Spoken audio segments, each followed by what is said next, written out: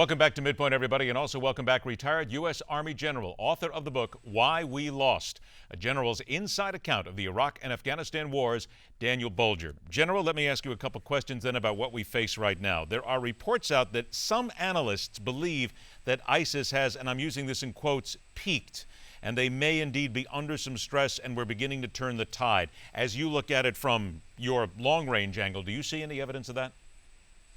I'll tell you what, that's pretty optimistic, given that these are the remnants of the same guys we fought for 8 years with the best that the American military could throw at them.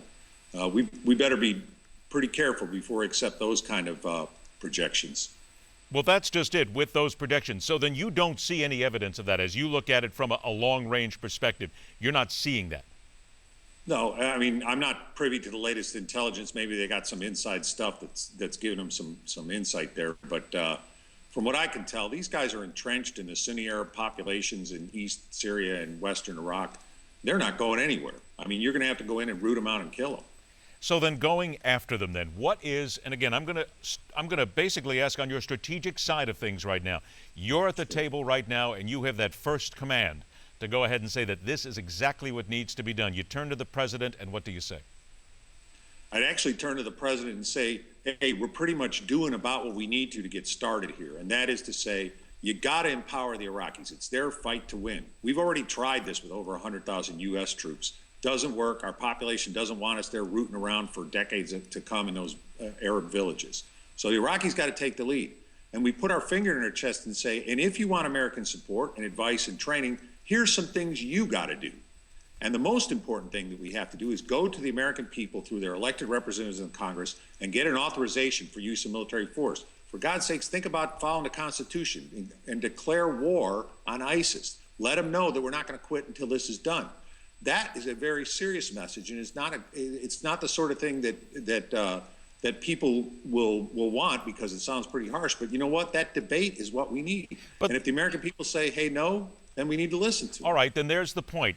How then do we turn, or how then do you or an administration turn an American population around that is sick and tired of war, tired of seeing their kids come back with one arm or no legs, and simply says, this is not our fight, we got to get out of there? How do you turn them around? Well, I think for one thing, you got to be honest and reason with them. Don't just give them spin and gobbledygook. Show them what these guys are doing, explain why they're a threat to the American homeland, and most important, why if we don't keep them fighting over there, you know, they're going to come over here. We saw that on 9/11. When you take your foot off these guys' neck, they pop up and they'll show up in your homeland.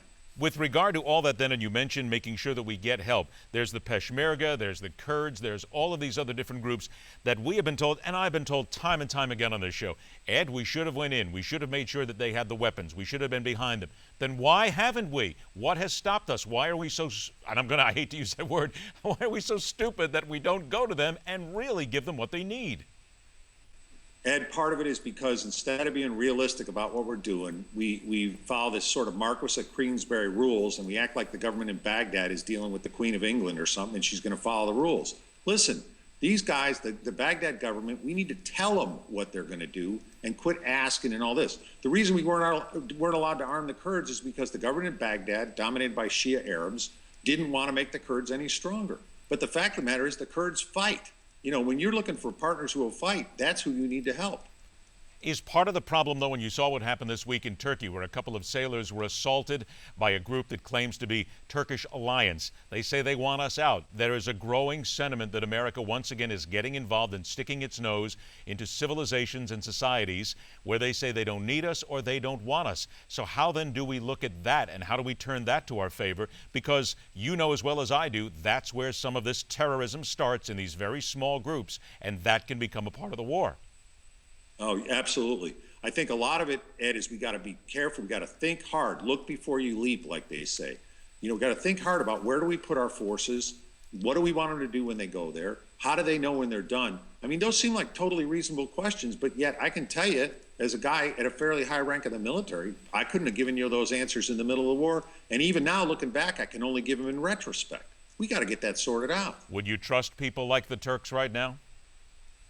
I think the Turks as individuals in their military are great. I mean, I worked with them in Afghanistan, but those were Turks from a previous era. This guy Erdogan, he's an Islamist. He is bad news, and in my mind, placating him is a bad move. Put the word Islamist on the backside of anybody's introduction, and that basically, to some people's opinion, is where you start questioning and not trusting, correct?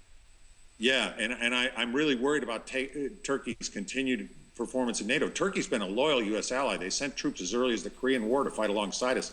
They actually command the division that secures Kabul, and the longtime NATO members. But Erdogan's taken them in a direction that's, I think, is dangerous for the poor Turkish people, and moreover, it's going to be dangerous for the whole Middle East. The book, again, is Why We Lost, a general's inside account of the Iraq and Afghanistan Wars.